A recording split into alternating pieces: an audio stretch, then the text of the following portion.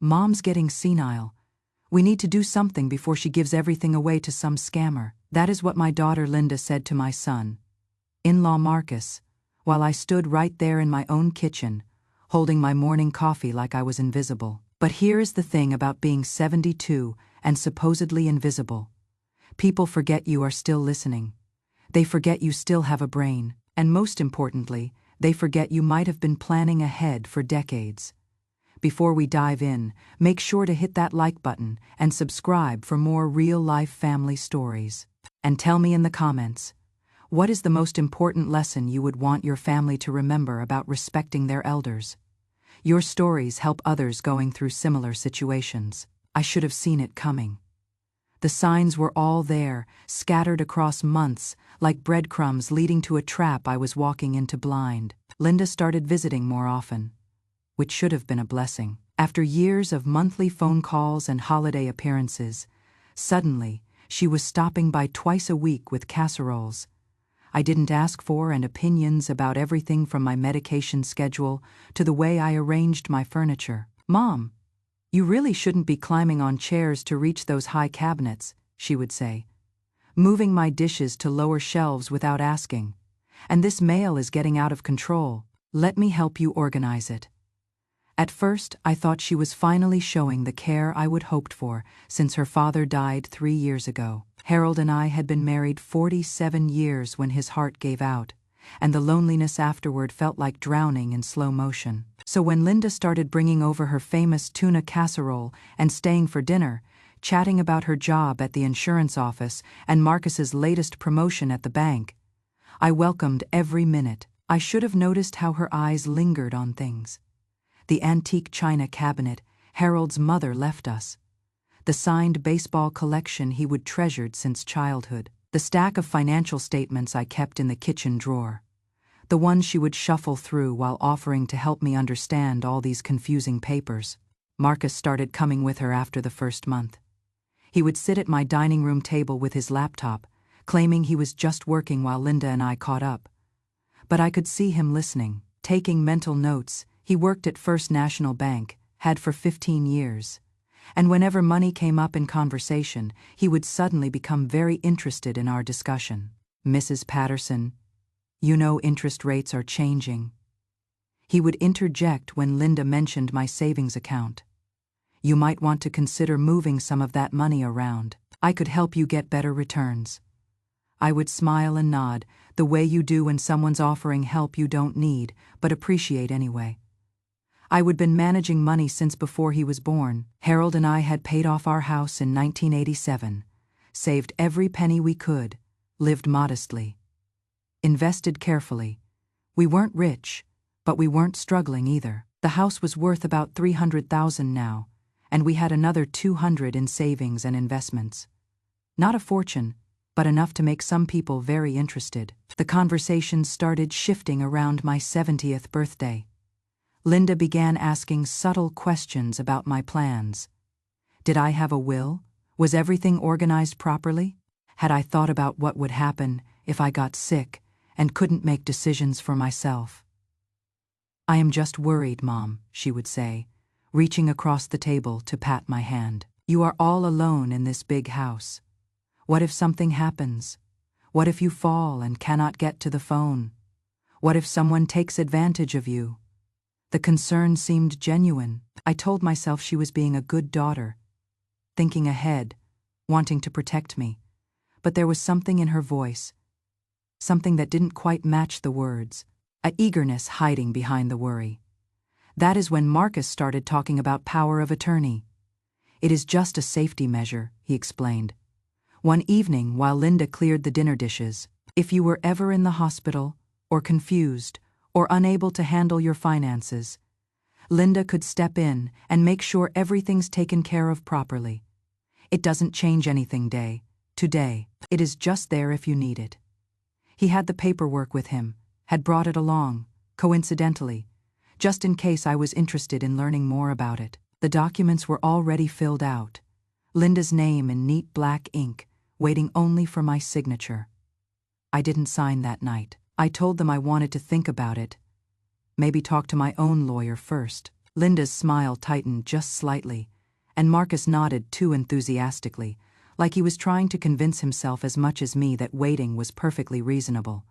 But they didn't let it drop. Every visit after that included some reminder about how important it was to have these things in place. Linda would mention stories from her work about elderly people who had been scammed, taken advantage of, left vulnerable because they hadn't planned ahead properly. Mrs. Henderson down the street had her identity stolen last month.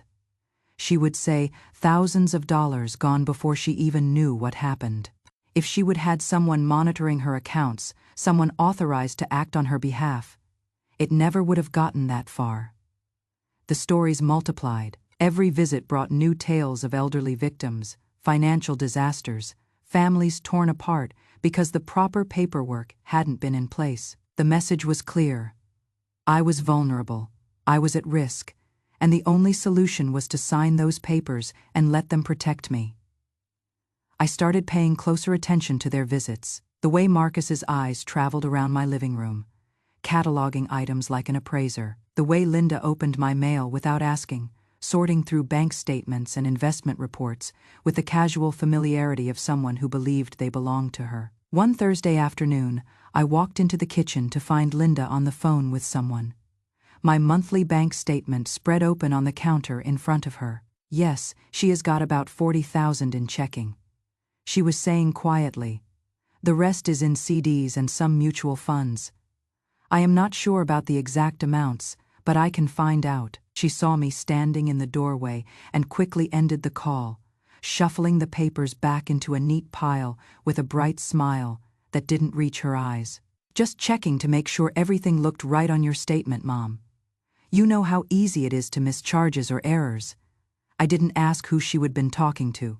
I was starting to understand that asking direct questions would only lead to better lies, more elaborate explanations. Instead, I started watching, listening, paying attention to the details I would been too trusting to notice before.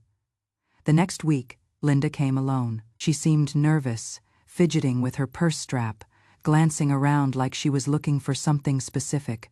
Mom, we need to talk about something important, she said, settling into the chair across from me at the kitchen table.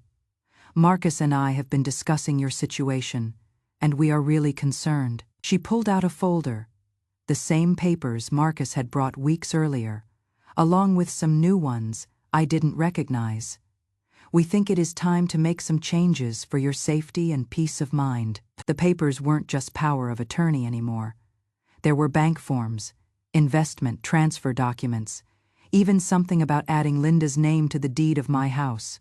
It is all about protection, she explained, her voice taking on that patient tone people use when they are talking to children or people they think cannot understand. If something happens to you, if you get sick or confused, everything will already be in Linda's name. No probate, no legal complications, no waiting period. I will be able to take care of everything immediately. I stared at the papers, my mind racing. This wasn't about protection. This was about control. This was about taking everything I would worked for, everything Harold and I had built together, and putting it in someone else's hands while I was still alive to watch it happen. What if I don't want to sign these? I asked quietly.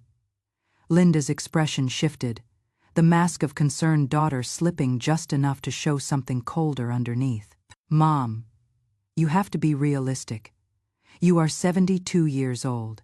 You live alone in a house that is too big for you, managing finances that are too complicated for someone your age.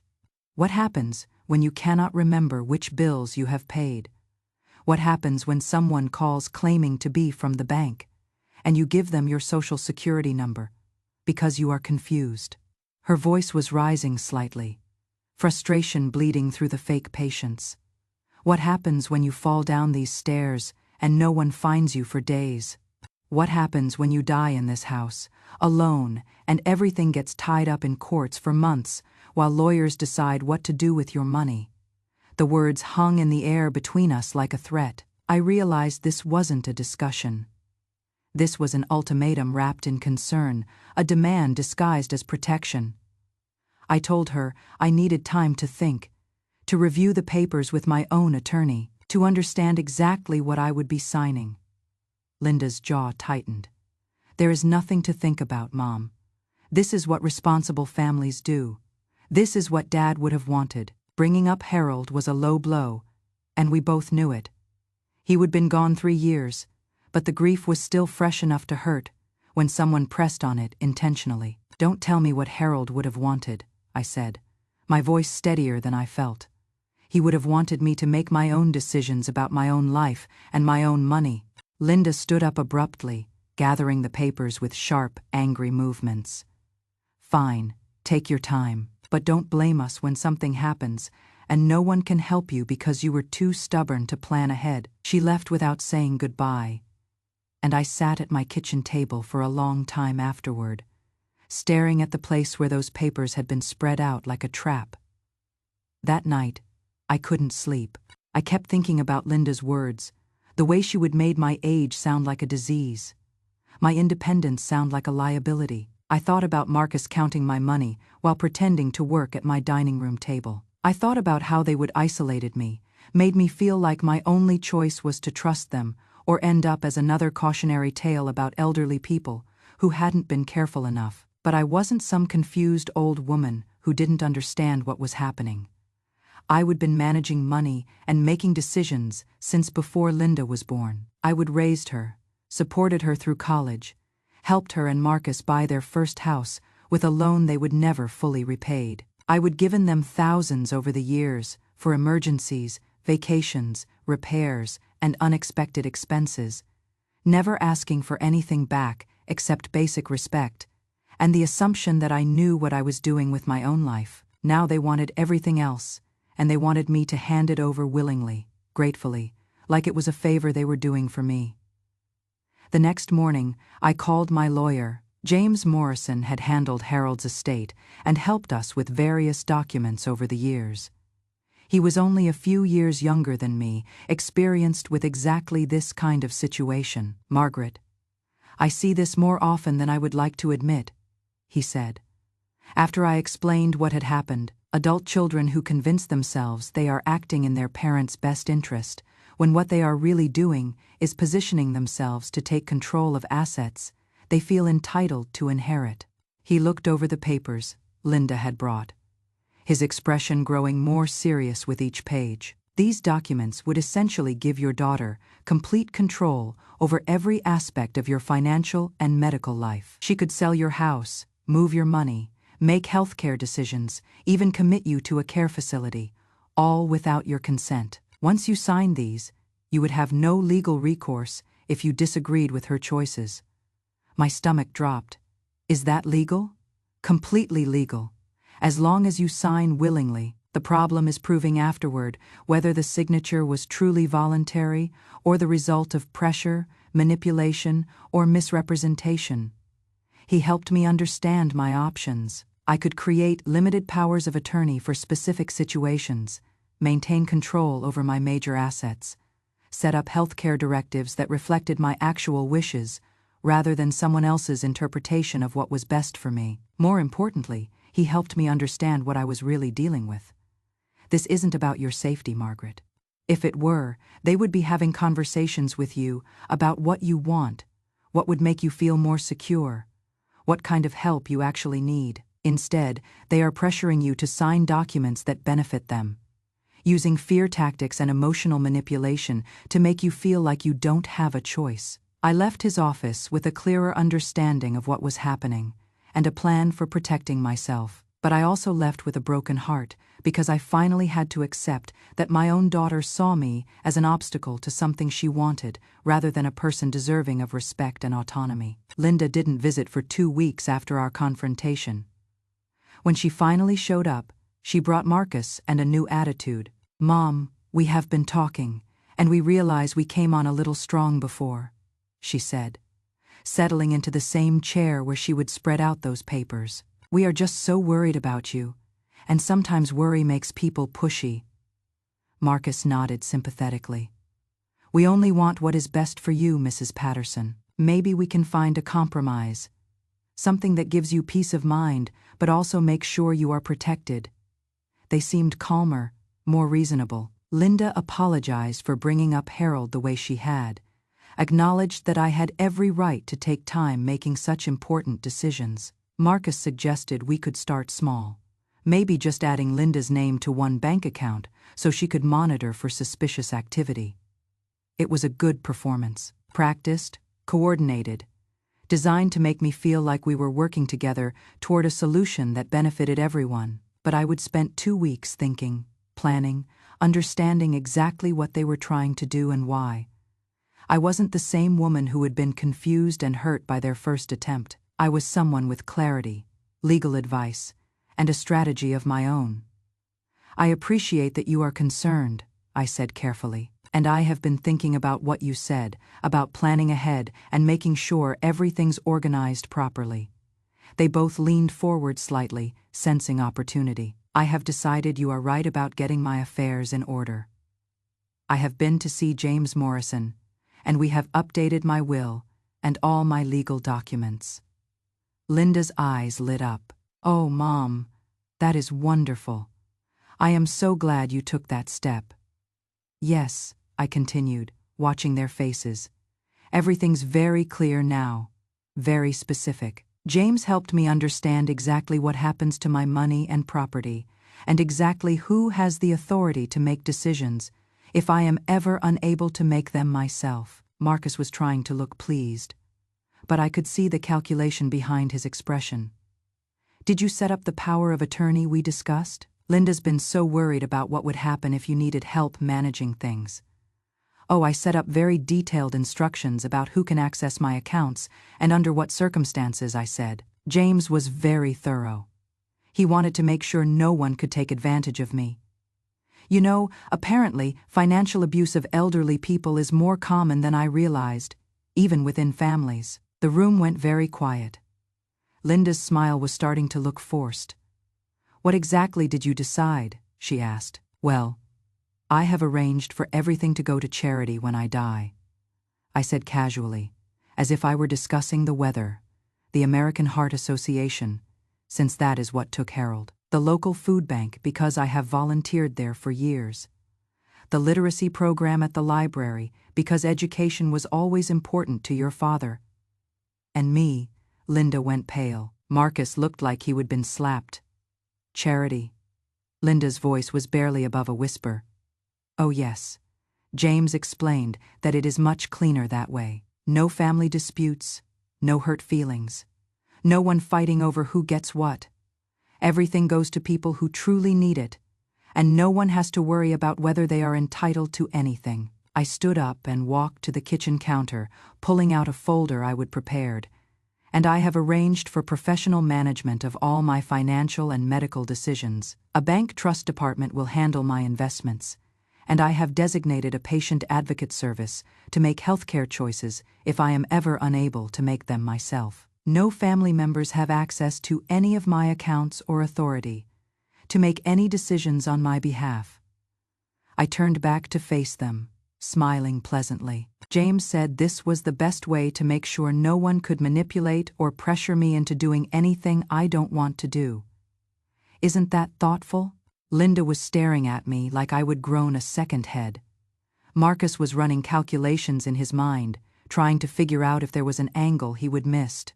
But Mom, Linda said carefully, what about family? What about the people who love you and want to take care of you? Well, honey, if someone loves me and wants to take care of me, they will do it because that is what love looks like, not because they are expecting to inherit something for it. Real love doesn't come with financial expectations attached. The silence that followed was deafening. I could practically hear their plans crumbling, their assumptions evaporating, their sense of entitlement crashing into the reality that I was still capable of making my own decisions. Marcus recovered first. Mrs. Patterson, don't you think you are being a little hasty? I mean, Linda's your only child. Surely you want to leave her something. Some remembrance of your life together. Oh, I have left her plenty of remembrances, I said cheerfully. All the family photos, Harold's baseball collection, my grandmother's jewelry, the furniture that has sentimental value. She will have everything that actually matters. Everything that represents our family history and the love we have shared. Linda was gripping the edge of the table. What about the house? What about your savings? What about everything you and Dad worked for? What about it? Your father and I worked hard so we could live comfortably and securely. We did that. We had a good life. We traveled. We enjoyed our retirement. We left enough money to take care of life expenses and make generous donations to causes we cared about. What more is there? But we are your family. Linda's voice was rising now, the mask of concern slipping completely. We are the ones who have been checking on you, bringing you dinner, making sure you are okay. You have been bringing me dinner twice a month for the past few months, I corrected gently. Before that, I heard from you maybe once a month and saw you on holidays and checking on me. Is that what you call going through my mail and discussing my bank balance with strangers on the phone? Linda went very still. She hadn't realized I would overheard that conversation. I was just trying to make sure your accounts were secure, she said weakly. By discussing my financial information with someone I don't know without my knowledge or permission, that is not protection. Linda, that is violation of privacy at best. Attempted fraud at worst. Marcus tried to salvage the situation. I think there has been some misunderstanding here. We only want what is best for you. Maybe we can sit down and work out something that makes everyone comfortable. I am comfortable, I said firmly. For the first time in months, I am completely comfortable with my decisions and my arrangements. I have professional people managing my affairs who have no personal interest in my money. Legal documents that protect me from pressure and manipulation, and the peace of mind that comes from knowing exactly what will happen to everything I own. I walked to the front door and opened it. I think this conversation is over. You are welcome to visit any time you want to spend time with me because you enjoy my company. But if you are here because you want to discuss my money or pressure me to change my legal arrangements, then you are not really here for me, are you? They both stood slowly. Linda's face flushed with anger and disbelief, Marcus calculating whether there was any point in continuing the argument. Mom, you are making a huge mistake, Linda said as they walked toward the door. You are punishing us for caring about you. I am not punishing anyone, I replied calmly. I am just making decisions about my own life and my own money. The fact that you see that as punishment tells me everything I need to know about why you were really here. After they left, I sat in my living room for a long time, feeling oddly empty.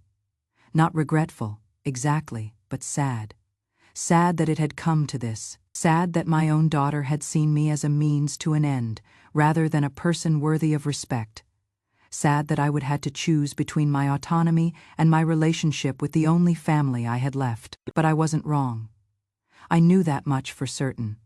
What they would wanted from me wasn't love, or care, or concern for my well-being. It was control, access, and ultimately ownership of everything I would spend my life building. The weeks that followed were quiet. Linda didn't call, didn't visit, didn't send her usual brief text messages about her work or the weather. It was like I would been erased from her life the moment she realized I wasn't going to be the source of inheritance she would been counting on. I waited for loneliness to set in, for regret to creep up and make me question my decisions. But instead, I felt lighter, freer. I went back to my volunteer work at the food bank, started taking a watercolor class at the community center, reconnected with neighbors I would lost touch with over the years. Mrs. Chen from 3 houses down invited me to join her book club. Tom Rodriguez from across the street asked if I wanted to share the cost of a lawn service, since we both had more yard than we could easily maintain. Sarah Williams, whose husband had died around the same time as Harold, called to see if I wanted to go to the movies together. I realized I would been so focused on Linda's sporadic visits and demands for attention that I would forgotten there were other people in the world who valued my company without wanting anything from me in return. 3 months later, Linda called. Not to apologize, not to ask how I was doing, but to inform me that Marcus had been promoted to branch manager and they were buying a bigger house. We could really use some help with the down payment, she said, as if our last conversation had never happened. I know you have got money just sitting in accounts, and this would be a good investment for all of us. I almost laughed. Almost, Linda, do you remember our last conversation? The one where I explained that professional trustees now manage all my financial decisions? Oh, come on, Mom. You cannot tell me you cannot access your own money if you want to. I can access money for my living expenses, medical care, and personal needs. I cannot access money to make large gifts or loans, especially not to family members who might have conflicts of interest. It wasn't entirely true. I could have written her a check that afternoon if I would wanted to, but I didn't want to, and I didn't owe her an explanation beyond the one I would already given. This is ridiculous, she said. You are treating us like criminals. I am treating you like people who spent months trying to pressure me into signing away my autonomy and financial security, because that is exactly what you are. She hung up without saying goodbye. I haven't heard from her since. No birthday call, no Christmas card, no acknowledgement that I exist. It has been 8 months now, and I have stopped expecting the phone to ring with an apology or even a basic inquiry about my health. I have also stopped feeling guilty about it. The truth is, I am happier now than I have been since Harold died. I have friends who invite me places because they enjoy my company. I have activities that stimulate my mind and make me feel useful. I have control over my own life and decisions, without having to constantly defend my right to make choices about my own money and future. Last week, I ran into Marcus at the grocery store. He saw me first, tried to duck down a different aisle, but I called his name before he could escape. Hello, Marcus. How are you settling into the new house? He looked uncomfortable, guilty, like a child caught sneaking cookies. Oh, hi, Mrs. Patterson. We are doing fine. The house is great. Linda's been busy with work. I am sure she has. Did you end up getting that promotion? Yes, actually. Branch manager at the downtown location. Congratulations. I am sure you worked hard for it. He nodded, still looking like he wanted to run away. Mrs. Patterson. About everything that happened before. We really were just trying to help. We were worried about you. I studied his face, looking for sincerity, for genuine remorse, for any sign that he understood what they would actually try to do to me. Marcus, can I ask you something? If you were really worried about my safety and well-being, why didn't you ever ask me what I wanted? What would make me feel more secure? What kind of help I might actually need? He opened his mouth, then closed it again. Why was the only solution you offered one that gave Linda complete control over my money and property? If you were truly concerned about protecting me from scammers and predators, why did your protection plan look exactly like what scammers and predators try to do? He stared at me for a long moment, and I could see the moment when he realized he didn't have a good answer, because there wasn't one. I should go, he said finally. Linda's waiting in the car. Tell her, I said. Hello, I replied pleasantly. And Marcus, take care of yourself. Make sure you are building a life that doesn't depend on other people's money. It is much more satisfying that way. He walked away quickly, and I finished my shopping with a smile on my face.